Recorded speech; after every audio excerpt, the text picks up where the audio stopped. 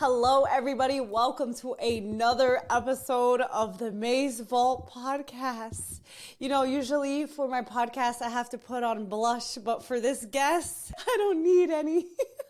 This is a man that stole my heart. This is a man that makes me feel fuzzy and tingly inside. This is a man who wants to buy me a $22 million mansion in Beverly Hills. He needs no introduction. He is a superstar entrepreneur and real estate investor, pilot, handsome, only to me, and doesn't want any other wife in his life. Today we have Max Maxwell.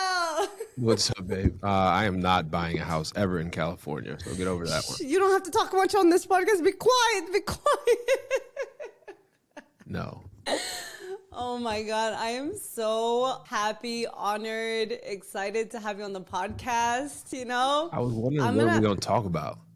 I don't know. There's so much.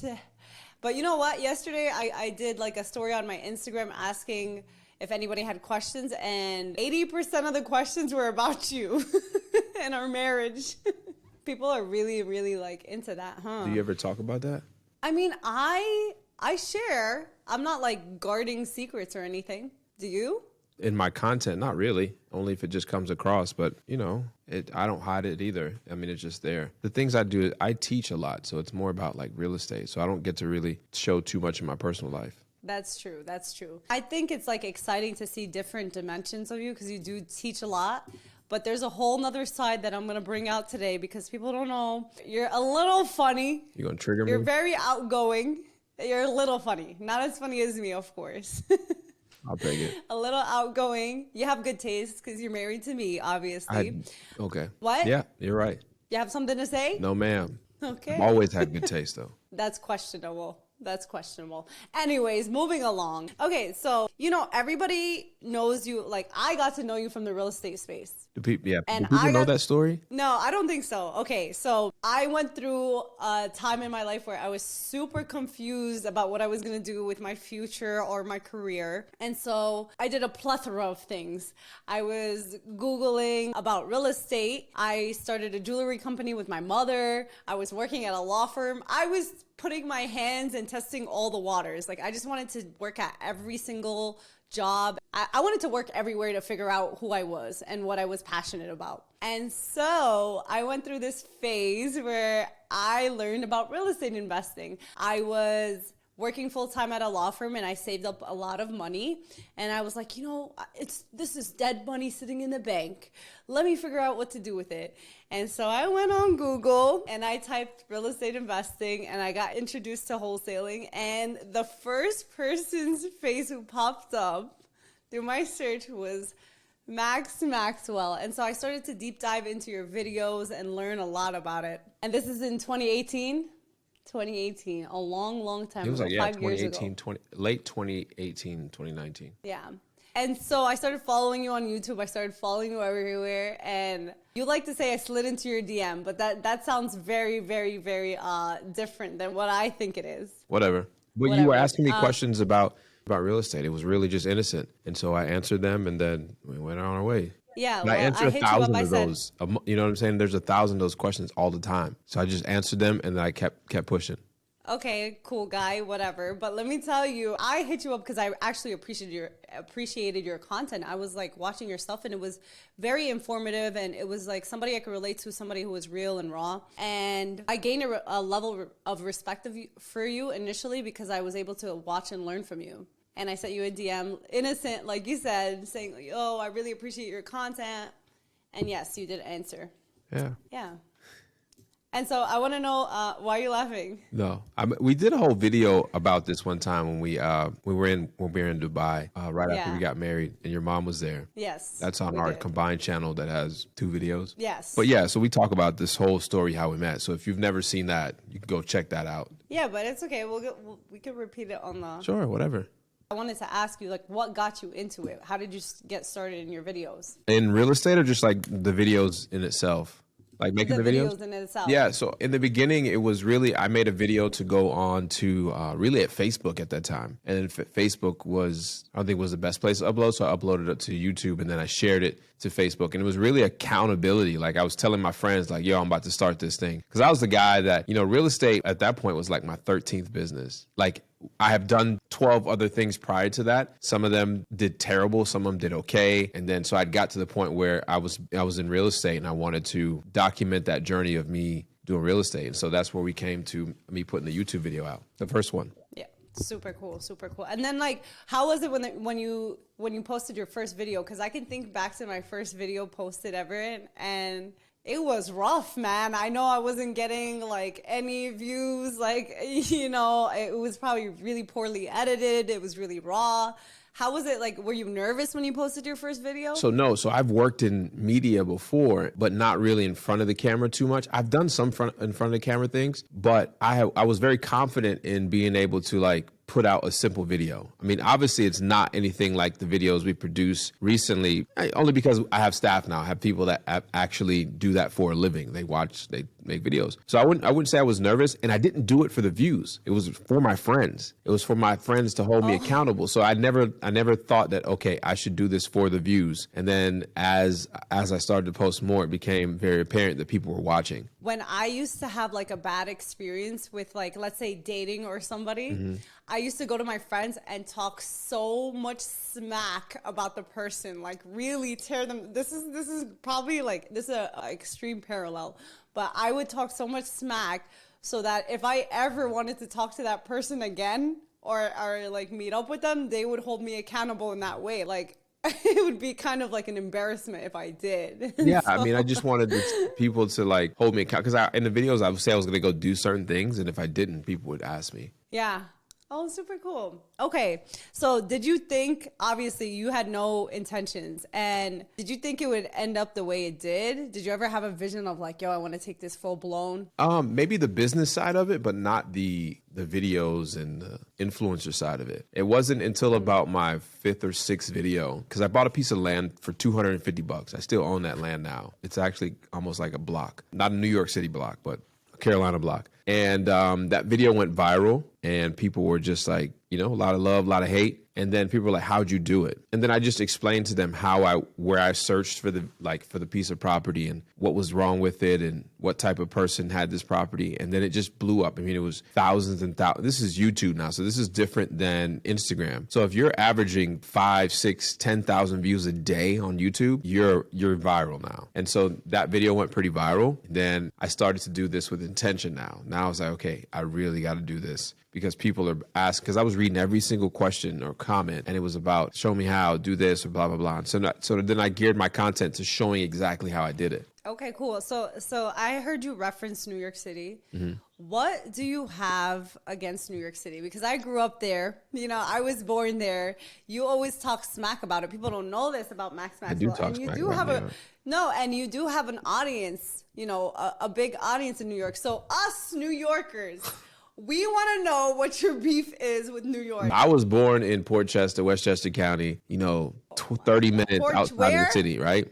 I know you live in Queens. Where? And see, this is the problem. This is the problem I'm saying. Most people that live in New York stay in that borough or that area for their whole life. So when I tell you Westchester County, the first time I ever told you what Westchester County was, you're like, I have no idea what that is. And because then there's 5 boroughs. There's 5 boroughs. Yeah, and you think, and most people in New York think the 5 boroughs is the entire United States. And that's the way United States should be. But I'm glad you've been able to explore beyond the 5 boroughs and be in North Carolina and travel the world and see other things. You're so shady. But other people don't get that opportunity. And so there's a lot of weird things with New York City. New York City doesn't have trash cans. The rest of the United States has trash cans. But you won't know that unless you leave one of the 5 boroughs. So New York does not have trash cans. It's terrible to drive in. It's absolutely terrible to find parking. I know people listen to this are going to agree with me. And anybody who's an expat, anybody that has moved from New York to any other place, initially they're scared. They're like, oh my God, this town is dead. There's nothing going on. And the number one reason why you ask somebody from New York, you say, hey, what do you love about New York? Oh, everything's open late. You can go get a chopped cheese at 3 a.m. And the reality is that person goes to bed at 10, right? And so like, False. it's like, when do you ever get a chopped cheese really at 3 a.m.? Like, so I just think New York is a good place to visit. I love New York, but I can never live there. I wouldn't say never. I will never choose to live there. It's just not a real Anybody place. working at TSA, at JFK or LaGuardia, Who? we need to block this man from entering into New York City from all the smack that he I fly talks about private New anyway, York. so go ahead. Whoa. Let me tell you what people love about New York. People love the culture. I do. People love the It's amazing. The The culture in New York is what makes it amazing. Not the other stuff. And so that's the real answer. You think? Yeah, I agree, because I feel like if I didn't grow up in New York, I wouldn't be as tough and as cultured and For sure. have so many different experiences. But I will say, can I say something? It's your Now that I've podcast. been living in Oh, yeah, let me say something. Now that I'm living in North Carolina and I go back and visit New York, once it hits 10 p.m., I'm getting anxiety from being outside. I'm like, oh my God, I need to go to sleep. It is late. You turned me into a grandma, because I used to be up and out. You're an old soul anyways. No, I was never an old soul. I was a crackhead. Yeah, you're up late. Used to be up I late. would- It's not safe. I mean, it's not that it's not safe. I just like to wake up early, so I go to bed early. Yeah, now I'm on that wave. Anyways, how did you know you were going to marry me? How did I know? Because people always ask, like, how do you know? Oh, how did I he's the know that one? it was the right one? Yeah, I was the right one. Did I say it? Yeah, you said it. Well, how did I know well, that you were the right one? We'll discuss that reference Later, later. I'm in trouble. How did I know you were the right one? That's a good question. I think it's not the lovey-dovey stuff like people would think. It's like, oh, I really, First of all, she's a very beautiful woman. You're very beautiful. But on top of that, there is a sense of like, I love your hustle that other people don't really get to see. Like, they only get to see you for these 60 seconds being funny and blah, blah, blah, or cracking a joke or being a character. But you have a strong hustle and you work a lot like I do. And a lot of the views and a lot of things outside of like everyday things were Very aligned. similar. Yeah, we're Yeah. similar. Yeah. And so, we just made that dedication to, I asked you to marry me, but we made that, I knew. I don't know. I don't know how to explain it. I think if it was easy to explain, it'd be in books, and it's not. So here's the best thing I say: when you know, you know. You know. That's it. I was going to be mad that you didn't have like an answer memorized and ready, like a prepared answer, but that is beautiful and that makes sense. And it's true. Like, a lot of people are like, wow, you and Max are so different. He's so serious and he's always like business. And you're so like outgoing and like, you do comedy and you're wild. And I'm like, I don't know. We just really respect each other. We respect like each other's fields. We have so many things in common. We love family. Like, we love to laugh. It's just, we have so many things that are similar that people don't see because we do different things. And I think that's a great thing. Like, we don't have to do the same exact thing. Like, imagine both of us looking stoic and mean and serious. No. Yeah, I've developed a more serious, but I mean, I have a light side to me as well. I have a more serious demeanor because I'm always dealing with a lot of things. Like, I love entrepreneurship, and there's always I'm always thinking about 1,000 things in my head until I completely like shut it off. And it's very hard because, I have people and families that depend on making sure I make the right decision. So there's a lot on my shoulders, but everything that I do is fun, and I enjoy every single bit of it. Yeah, and I think even for me, that was like a learning curve. Like, I'd see you thinking about a lot of things, and like, I'd be like, hey, look what happened. And I'd try to like make you laugh and stuff, and you'd be like, yeah, that's cool. And then I think I had to learn how your lifestyle was and like what your thought process is, and instead of like bother you about stuff, like support it and understand it. Yeah, but I also, try my best to support and understand the stuff that you do, in the sense of like, Yeah. we both create content for different reasons, but we create content, and it's a business. A lot of people don't think it's a business. It is a business because it's a lot of work. I mean, there's times you go do the extreme things. I mean, even the investment just in equipment and people and personnel. I mean, you have employees now. Yeah. Yeah. I think can I tell you my fear about getting married? Like, I didn't even think I was going to get married until 50, 60. like, I didn't even have a number in my head, but I know that like I just didn't have marriage in my head because I was like, who am I going to find that will support me doing what I'm doing and what I built? And like, I say this all the time. Like, I remember like talking to other people who were also like guys that were content creators who would be like, no, I don't want my future wife to be in public, or I don't want her, you know, and I would work so hard and I'd create videos with my mom and I really wanted it to be a career and a brand and a lifestyle. And I was like, oh, damn, I guess I'm gonna be going to the grave single, because I was really passionate. And like I said, like when I first was getting to know you, I was just trying to find out my passion and what I wanted to do. And then when I found it, I felt so happy and secure. Mm-hmm. And so I was like, damn, like if it's gonna have to be that, then it's gonna have to be that. And then it's so crazy to find that you do content creation in a different way, and like you have an understanding of it. It was just like, wow. And I think, remember when you came to my house and you were in a corner and my brothers and my dad were looking at you. You were grilling me? Grilling you? You remember you went through the grilling process? Yeah. And my brother was like, what about her content creation? How do you feel about that? That was really like a test. Like, yeah, I got 2 studios. We can help with that. That's easy. Yeah. Can I say, how did you feel about the grilling process? Can you explain from your perspective how it was to pull up to my house? Because I think a lot of people are nervous about that process of like asking for somebody's hand. And there's no guideline. Like you could try to go on Google. Yeah, there's no book. I tried to look for one. One thing people don't know about Max is he's a researcher. Okay, if he has any questions, he's on Google, he's on YouTube, he's searching. So how did you feel about that? Honestly, I was terrified. It was the first time I ever was put in that situation, in the last 5 years of my life. Up until that point, I was the one doing the interviewing and the grilling, and then the tables have turned. But, it was good, man. Alhamdulillah. It worked out to where, obviously we got married, and, they had a lot of questions about who I was, but good and bad. I was Googleable. I don't even feel right saying that. They Googled and asked me a lot of questions of things that were online. And I knew that because things are online, they're just online. And, but it was cool overall. Your older brother, he was reserved. He did his homework. Your younger brother, he's cool. He's legit, but he asked some serious questions too. And your dad was kind of just in the corner. I don't think that your dad really believed everything because it sounds kind of unreal.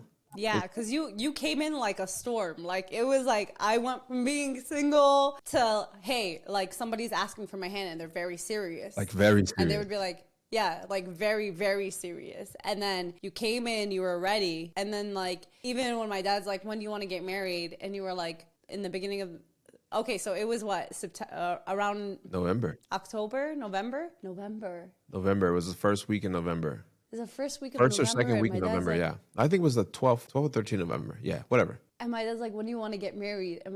And Max goes, oh, in the beginning of the year, before the year starts. Remember? Mm-hmm.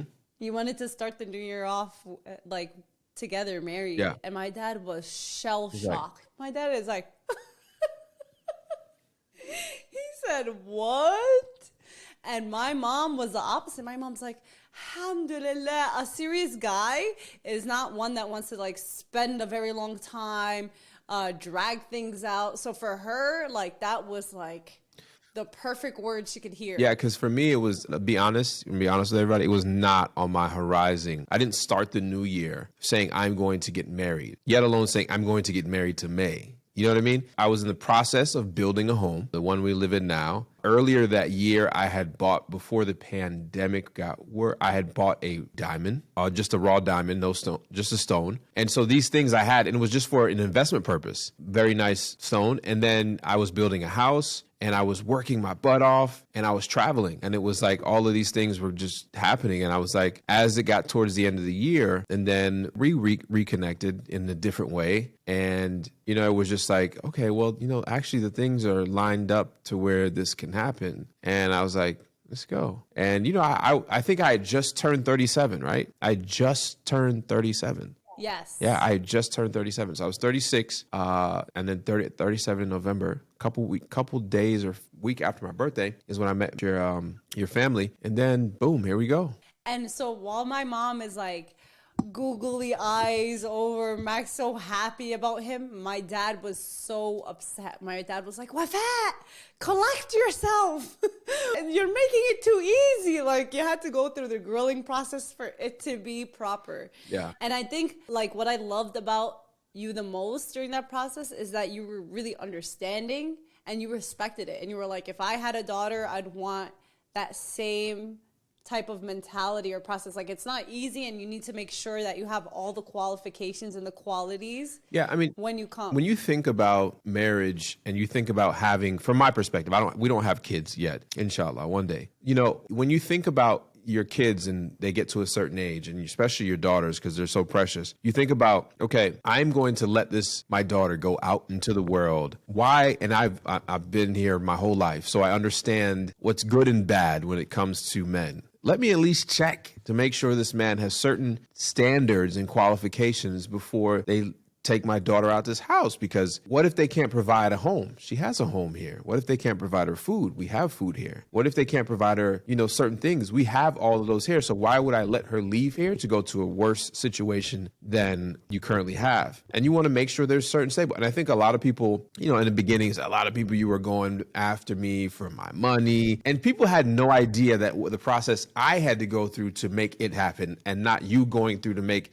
You know what I'm saying? It's not like you courted me and swindled me. Like, I willingly went through this process to where it was like, I know what I'm doing. It was people that had not my friends, just people on the internet that had an input about, yo, she's marrying you for your money, and they don't have any. And they don't even understand, like, but then people think you don't have any money, and that's the thing. Wait, it's always, but you know what? People are very uncomfortable with money. People are very uncomfortable when they see you making money.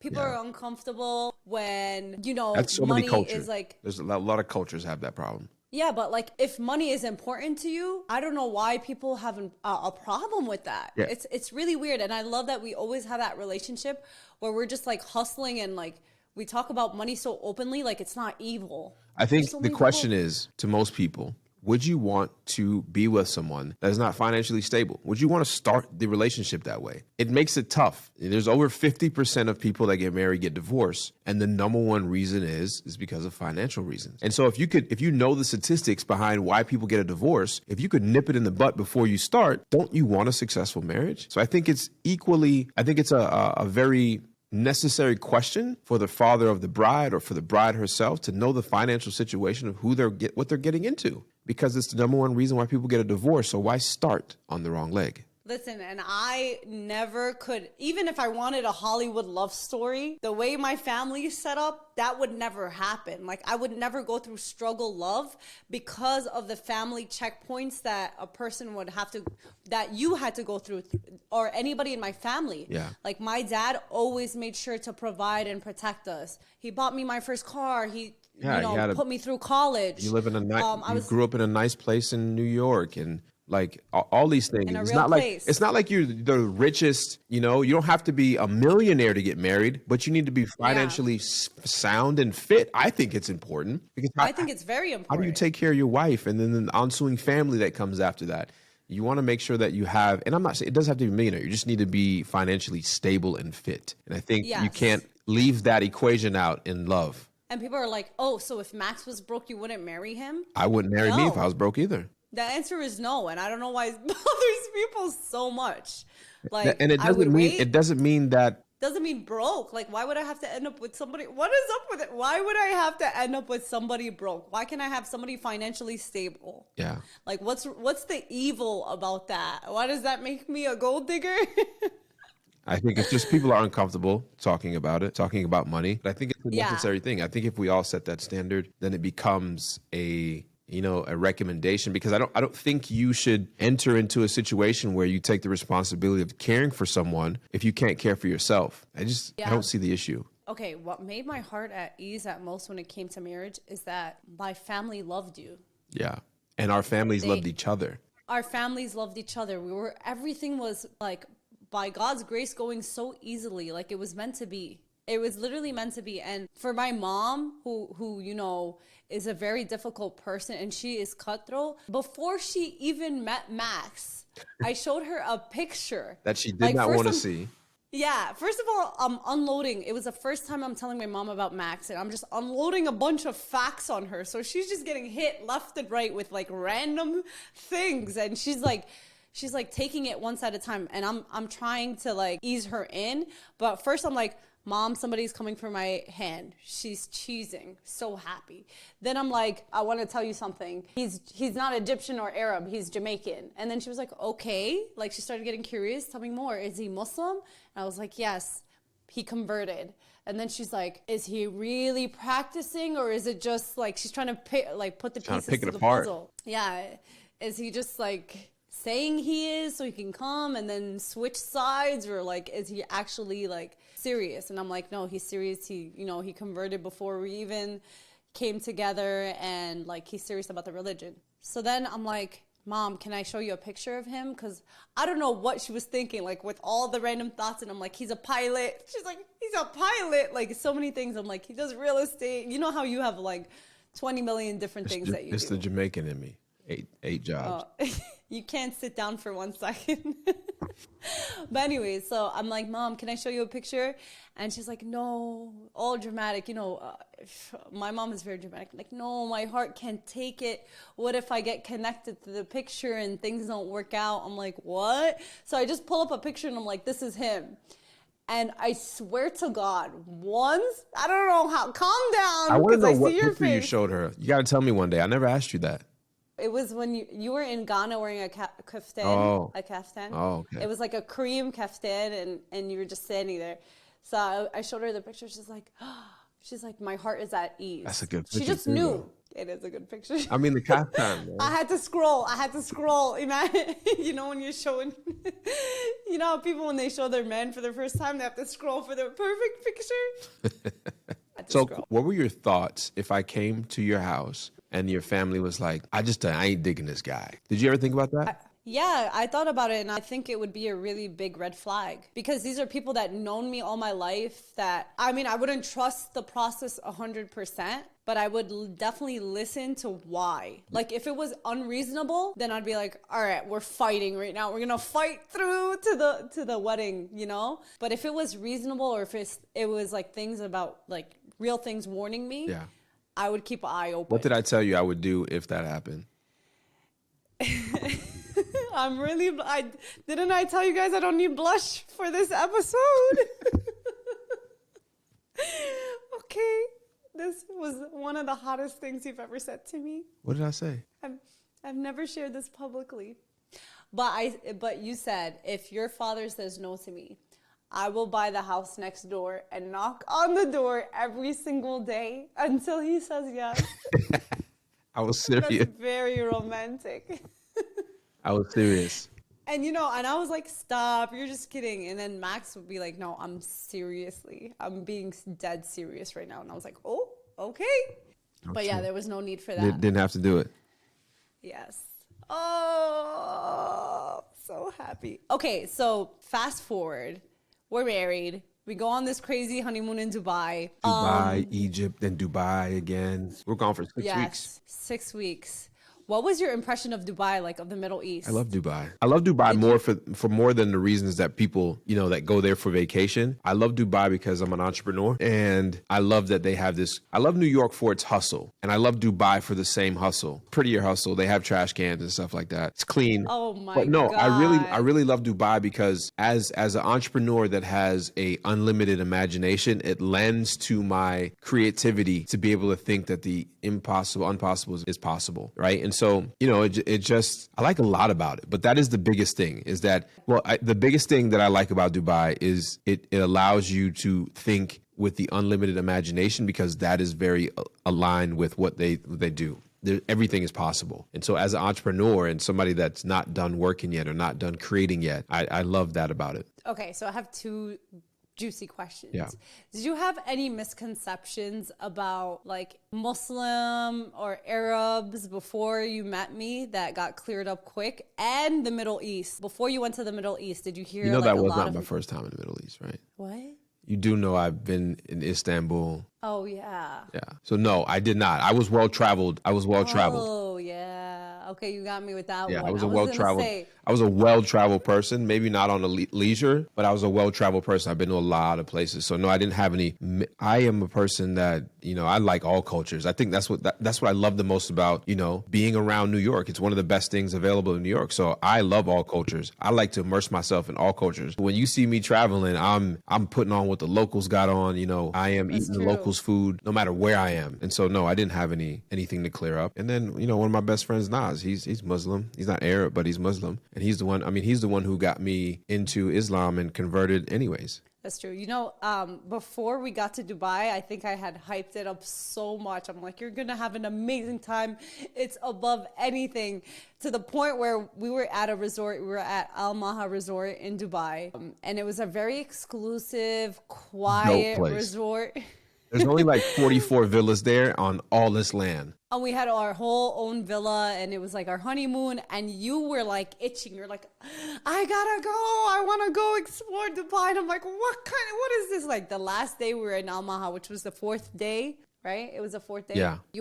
We left early because you were ready to go explore Dubai. Like you were so excited. excited. Let me explain. Let me put some context behind this. I'm a very active mind. And then somebody's saying, we're going to Dubai, we're going to Dubai, we're going to Dubai. I'm researching it. This is my first time in Dubai, but not the Middle East. And so I'm like, I want to go. There's so many things I want to do. This is our honeymoon. So we go do the honeymoon portion, and we're on this resort. Very, very exclusive resort. Beautiful. I mean, the sand, it's just amazing. But after 3 or 4 days, you start to get I start to itch, because I know just under an hour away is Dubai. I need to go see all of these things. It's like it's like a kid driving to Disney World. I'm like, are we there yet? Are we there yet? And so I had fun. And I'm over here trying to enjoy the honeymoon. I have somebody over here itching, trying to go explore all the technology that's available. Because you've been there already, and that was my first time. Yeah, but it was super cool because I could see when we were on our honeymoon in Dubai and Egypt,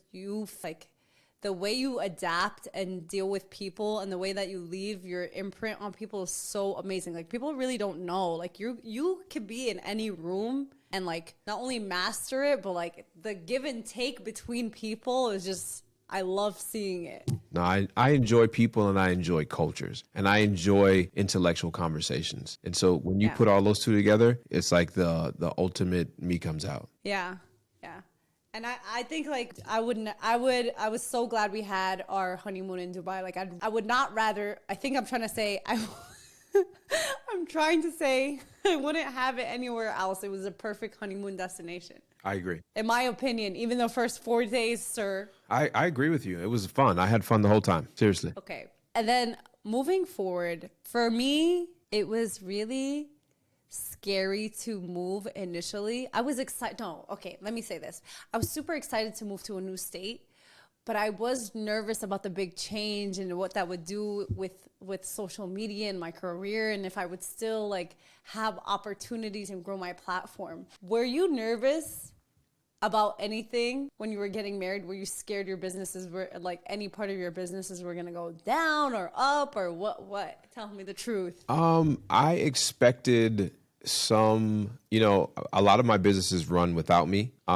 There's very little input. And by the time we got back from honeymoon, I hadn't worked in about 2 or 3 months. And then even when we got back, it took us a couple months to get settled in. I wasn't really worried. I was worried a little bit, but it wasn't anything that was worried. Let me tell you, I had goals. I had revenue goals for the companies. And I knew that without my presence and the drive of me being there, I could risk the not hitting the goals, but it's fine. We're doing okay. But moving to North Carolina, you should be. I mean, moving anywhere, you got to understand. You have been in New York your entire life. You spent all 28 years there in New York, and all of your adult life, all of your teens to adult in that one house. And so it's a change. You expect to be somewhat scared or nervous or something. So it was a shock. For me, it was a shock that would happen over time. It wasn't like I had an anxiety attack one day. It was slow things. When I started putting my clothes into boxes and moving it. And you had that really emotional video on Instagram that day of you crying, packing. You remember? Oh my God, it was, yeah. And I had a video, the last day I was in my room since childhood. And then like my mom's reaction, getting married and leaving the house, like so many different things. It was different days. I mean, some days she was, ooh, like celebrating happy, and then some. It's She was like trying an to be tough. emotional She was roller always tough. coaster. Even in the video at the wedding, she was acting tough, and you know she wanted to cry. Really? Yeah, and remember in the video when you guys were doing like makeup or something in the back? Oh yeah. We've never released our wedding video, have we? We never did. Oh my goodness. Okay, we got to do that. You think so? Yeah, we should put it. We should commentary it and put it out on our combined channel. Oh, that would be amazing. Yeah, we should do that. That would be amazing. Okay, I know I'm obsessed. I'm obsessed with our relationship. I keep talking about it, but I want to ask you one thing. Now that you're 9, almost 10 months. Oh, 10 months in. We're 10 months in. Is it? 10 months, almost 10 months. What is one pet peeve you have about me? And be nice, because I have one ready. And what is one thing that's a positive about marriage? Pet peeve. Here, let me say mine while Yeah, you go think. ahead, because I don't know if I really have a full pet peeve yet. Yeah, because I'm perfect. I think I'm perfect. So it's going to be really hard for you to find one. Stop.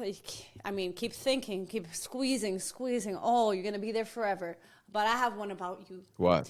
So Max has this thing where any bottle that he drinks, he always leaves like a quarter of it. Like he never finishes a bottle. Not a It quarter. drives me. Yeah, no. This is like what? 1/8? Whatever. He leaves he leaves like this much behind. Every water bottle there, it's never like a finished bottle, and it drives me crazy. I even say this to you. I'm like, so you're gonna just leave this much behind? Like you can't finish the water bottle? That's it? That's the worst thing? That's the pet peeve. It's a pet peeve. Yeah. So yeah, that's like one thing that irritates me about you. I have one. Go ahead. That no matter what we're doing in the morning, you have to have, no, I have two. Oh. No, I'm going to do one because one's not really a pet peeve. One is just like you're silly. What? Yeah. So you have to have a cup of coffee in the morning, no matter how late we may be running, or you don't care about like that we're going to be running late. You have to have this cup of coffee that she Why carries is that a pet around peeve? all day long with, you know, that bottle of water she just pulled out? She always has a cup of coffee and a bottle of water together all day long. Hydration is important. And can never that's carry not a all pet of them with a purse, and then you end up carrying something for her. Hydration is very. First of all, I don't know how to function in the morning what I mean. unless I have a cup of coffee. That's what I mean.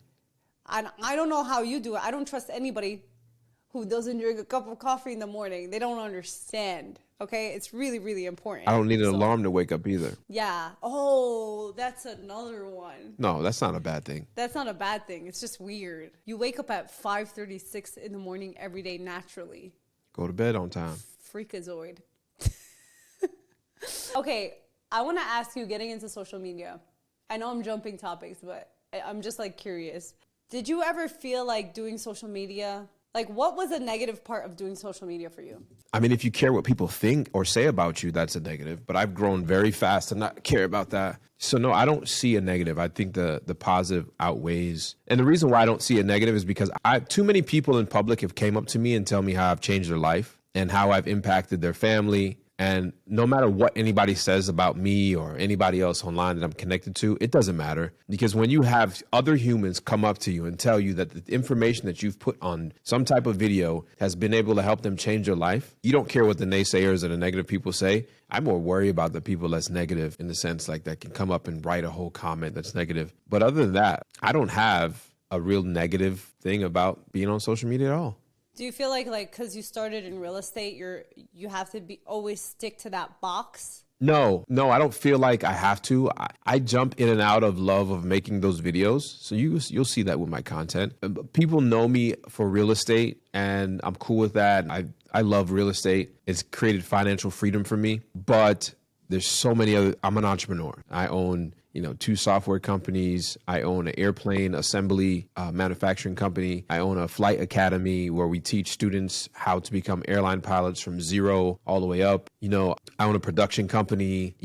Just like people look at the content and think that it's normal. And it's like, no, there's a whole, babe, we invest a lot of money on studio, on equipment. And I really understand social media and what it's for. And we do real well at it. And I think the difference between us and a lot of people on social media is, first of all, we're very dedicated and passionate about it, to the point where like we will hop into a plane and go wherever we need to go and work our butts off and like make sure everything is done properly. Like, you know, we're very like, we prioritize our projects and our content to the point where like, you know, we're very on it. Yeah. And not only that, we make a lot of risk and we take risk. We put investments. I mean, we probably got $250,000 in just this little building we're sitting in behind. Well, I'm sitting, you're in the house, behind the house. Like a lot of people probably thinking why we did this separately, because I have my workspace and she has hers. And so it just been easier. But yeah, we spent a lot of money on this and we take risk. I mean, your mom's coming out with a cookbook. Yeah. That's amazing. I've been able to watch that process and watch y'all hustle. Your mom flying back and forth from New York to North Carolina. That's a big investment, not only with money, but with time. Yeah.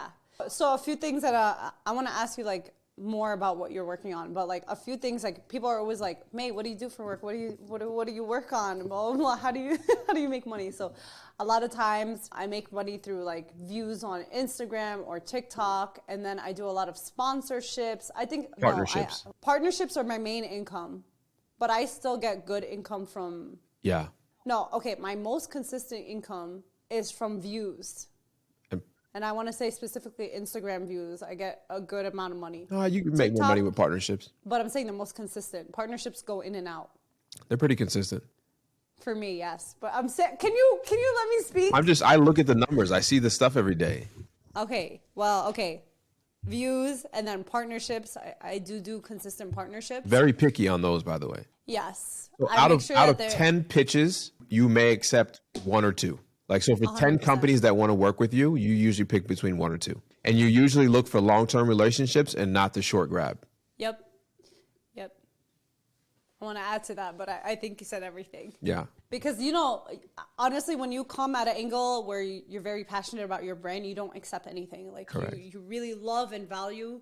Like, this right here is my baby. The podcast, my Instagram, my TikTok, everything is my baby. So it's like, if I want to associate my name, I want to make sure that it's very authentic, that it's, you know, it's a partnership that values me, and it's really good for my audience as well. Like, they'll love it. Yeah, it's got to be mutually beneficial. Yep, 100%. And then projects like that, like a cookbook that I'm working with my mom, I'm very excited about, because, you know, my mom, like, just seeing her at another level and seeing like what this has become and taking her on this journey with me has been so surreal. Like us creating a cookbook and then we're going to have a book tour and we get to meet people in person and like. You're saying a lot. I know. No, but here's what I think is cool about it. To be able to see you and your mom, especially your mom, be this, like, because she retired as a school teacher and she was like, you know, she's like on Cruise Street, and then she gets thrown into social media, somewhat resistant, and now she's active, and now she's doing her own thing, and now she's putting out this cookbook. And then she was like, and one thing that always sticks to me, she always say, I would never have thought that at this age, my friends say at this age, you know. So it's cool that she's able to live a second life, you know, in the sense of like being young again and doing what she never thought she would do, but keeping herself active. I think it's amazing, and she loves doing it. It's hard work. I mean, I see your mom. She writes books. You guys have meetings. She flies into town. She cooks 20 dishes in 4 days. You know, she's back. She's taking pictures. She's doing podcasts. She's, you know, and she's older just like my mom. So I know my mom likes to relax and as much as she can. And so now your mom is like working again like she's 24. But it's cool. I like it. Keeps you young. She's breaking her back. Whoa, what was that? Keeps you young. Do you think who's funnier, me or my mom?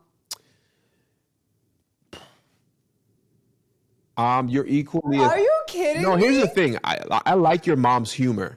It's not the same as yours. It's totally different. It's like watching two different types of Netflix. Like you got the Kevin Hart, and then you have somebody that has like this dry, serious humor. So I think you're funny. She's funny as well too. I can't say she's not. Who's funnier? Depends on my stop mood. Deflecting. No. Sometimes you get on my nerves too. So it depends. No, you get on my. You're getting on my nerves right now. It's normal. Ugh. We'll talk about this later. Okay, tell me about this flight school. Okay, I want to say Max never does one thing halfway. He always takes it to level 10,000. So when you said, oh, I'm a pilot, I fly my own plane, I knew that wasn't the end of it.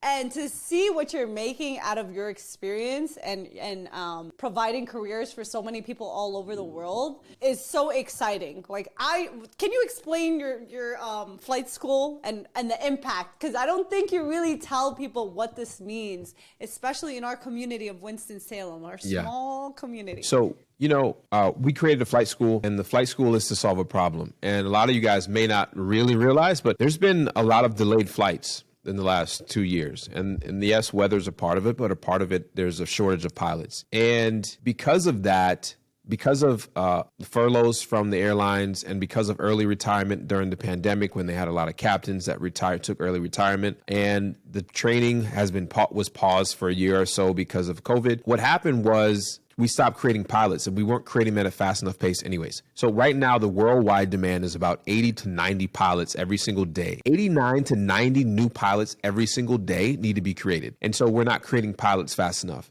And so I thought it would be an awesome idea to help people become pilots. And one thing I'm very passionate about is allowing communities that never thought that they could be pilots, black and brown people like myself, to be pilots. It's not something we talk about. And most pilots, I think it's 69% of pilots, current pilots, family members were in aviation. And so if your family wasn't in aviation, the likelihood of you becoming a pilot is very slim. And I want to change that. And so I want regular people, 9 to 5 people, somebody that works at regular places to do a new career and become pilots, because being a pilot is a very rewarding job. You're doing not only yourself a service, but it's how we trans all over the place.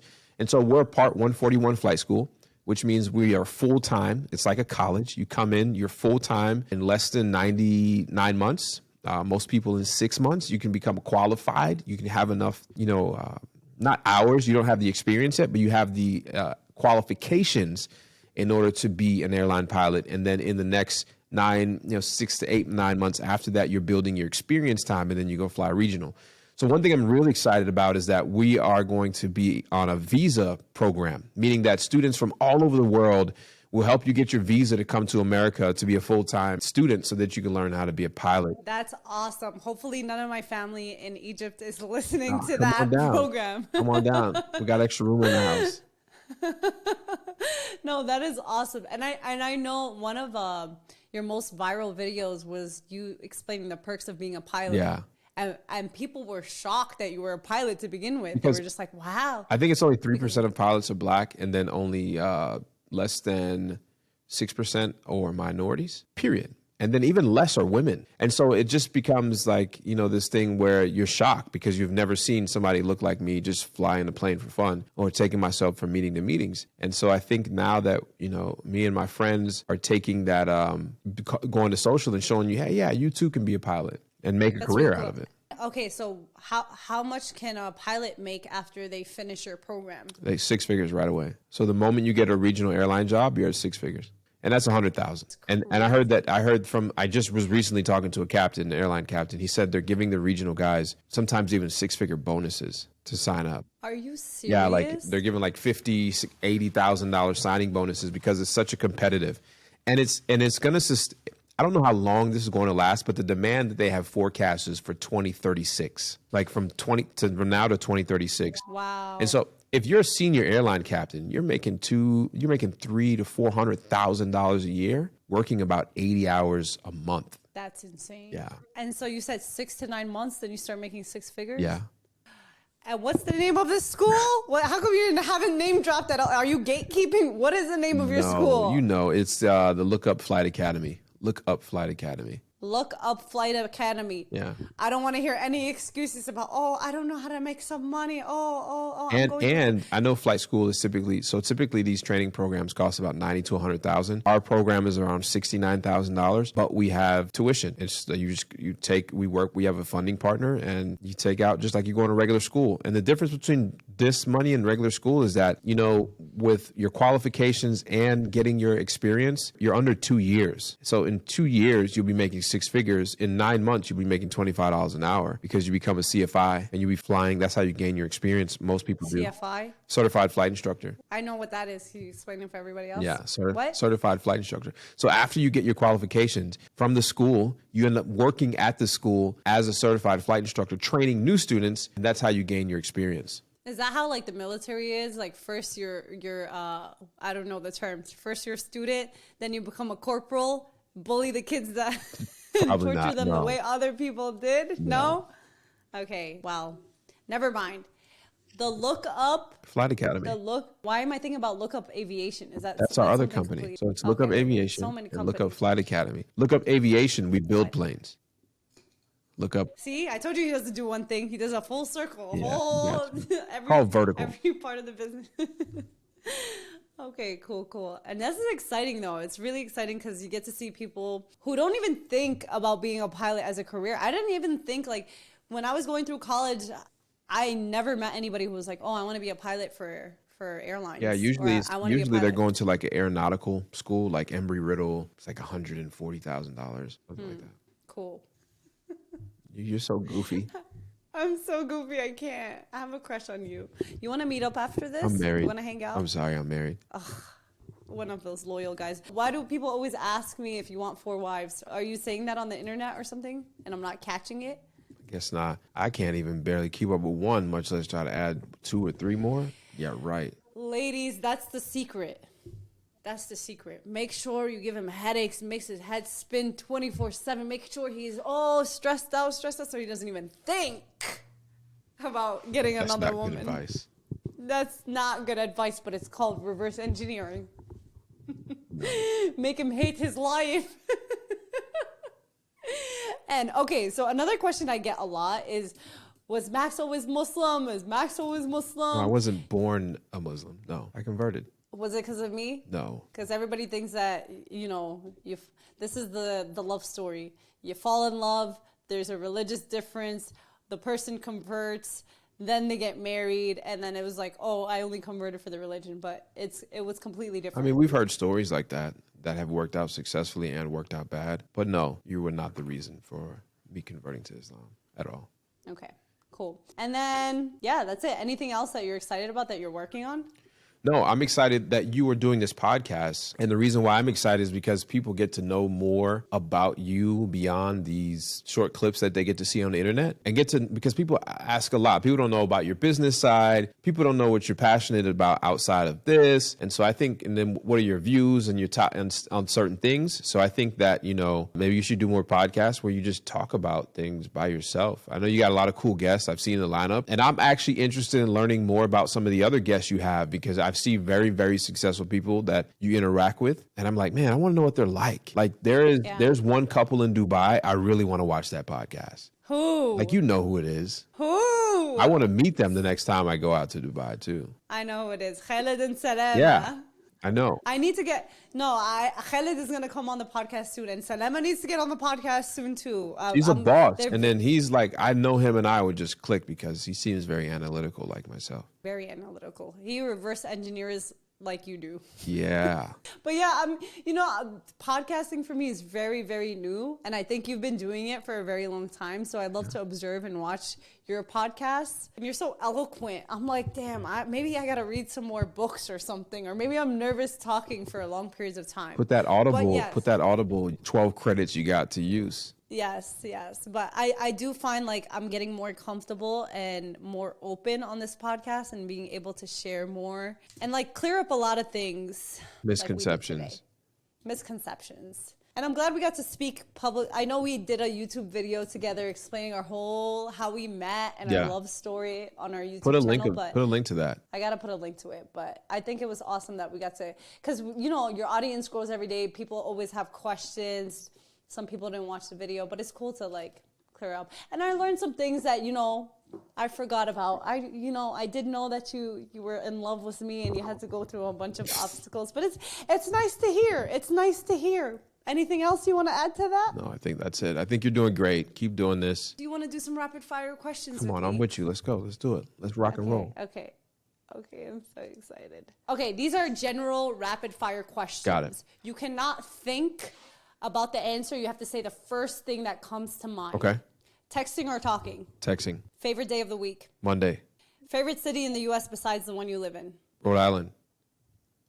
What? Yeah, that's pretty cool. I don't know if that's okay, a favorite. All right, never mind. Rhode Island. Oh, There's a place okay. in Rhode Island that's pretty dope. I mean, we don't judge here, but okay. Invisibility or super strength?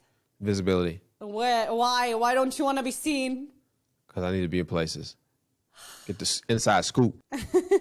If you could travel back in time, what period would you go to? I would not. You would not. Ooh. Do you snore? I know the answer. I've heard that I do. You do. I know you do too. Only when I'm sick and my nose is blocked. Say a word in Spanish. ¿Cómo está? Oh, that's a few words. Okay, but who has it easier, men or women? Wow. Say the truth. Women. You can't think about it. Men. Wait, you said two answers. Yeah, I know. What was the first thing? Confusion. Who has it easier, It men or depends on women? what context you're asking. No. First thing that came to your head. I told you can't think about this. Women. Why do you say that? No, you said leave it. No, if I can't talk about it, then let's not talk about it. No, I want to talk about No. it. Because I want to get you in trouble. Yeah, you didn't give me context, so I'm not going to explain something you didn't give me context to. You told me rapid answer. Okay? I'm here to trip you up. Cake or pie? Pie. If you could ask God one question, what would it be? If I could? What do you mean? Yeah. I do now. Wow, I feel like, you're very creative with these answers. What's your favorite car? Car, as a kid, a Lamborghini. Giving presents or getting presents? Giving presents. Oh, so hold on. Let's talk about that some more. Sure. So you like to give presents? Yeah, I don't really care to receive presents. So I don't want presents, so I'd rather give them than receive them. Can I say that I was in New York for 1 week and I came back and Max transformed this room. Plain Which was room, my empty office. room in our house. Empty into a whole podcast, and he set up everything. He is very big on giving, but I think you give very thoughtful gifts. Yeah. Not like flashy things. They're like useful things. It's not like here's a Gucci purse. You just like here's a podcast room. So You can go buy really that build your yourself. brand. You can buy a Gucci purse yourself. You can't put a podcast Exactly. room together. That is true. Oh my God. These are gifts that are life changing. Can you tell people the type of gifts I give you? Like last year for your birthday, what happened at your office? You got me a mariachi band, a live band. Goodbye. Get out of here. It was the best. For your birthday last year, I got you a whole mariachi band. It was 5 people in the band playing Came to my live office music. with all my employees, started singing and dance. They started playing. It was dope. It was just a surprise. Because, like, what do you get a man that has everything or could buy everything? You got to give him experiences. And so for me, I was like, let me wake him up and shock the whole office and lift spirits. It worked. It was fun though. Okay. Ask permission or beg forgiveness? Bad forgiveness. Oh my God, I want to know more. What's your favorite carnival food? Elephant ear? Turkey. I like the turkey legs too though. That'd be bomb. What's the capital of New York? Syracuse. Dark chocolate or milk chocolate? Milk chocolate. May. That's all I have for today. You stupid. Listen, I always try to end this podcast with having everybody encourage or give a piece of advice you want to anybody who's listening out there to this episode. So if you had to leave everybody with something to think about, what would you leave them with? Maxwell. I would say that your imagination is your friend. Think about back when you were 2 years old, 3 years old, 4 years old. That imagination has allowed you to do whatever you want to do. And I think we lose that imagination as adults. So find that imagination and know that you can be anything you want to be. Because if I can come to America, if my parents could come to America and I can be born in first generation American and have success, you can do too. And so I really want everybody to know that they can do it and use your imagination because it takes you places. Habibi, that was so sweet. That was awesome. Look at you. I'm so proud I married you. I'm so proud of you. Listen, don't you have anything exciting coming up, like a book or something? Do you wanna share that? I'm writing a book. It's almost done. It's been a very, very, it's more about life and more about, the things that I think that I've been able to look at that's helped shape me. But As it comes along, I'll talk about it sometime. Maybe I'll come Yeah, back. and Max is like 65, so he has a lot of life experiences. I feel like I'm He's been through 65. a lot. He's been to different like nursing homes and like Searching he's for really, you. Go ahead. Anyways, everybody, thank you for listening to another episode of the Maysville podcast. I'm going to put Max's usernames. If you don't know him, come on. You got to follow him below. Make sure you subscribe to the podcast. Thank you guys so much for listening. Until next time. All right, babe. Love you. Bye. Peace. Bye, baby. Love you.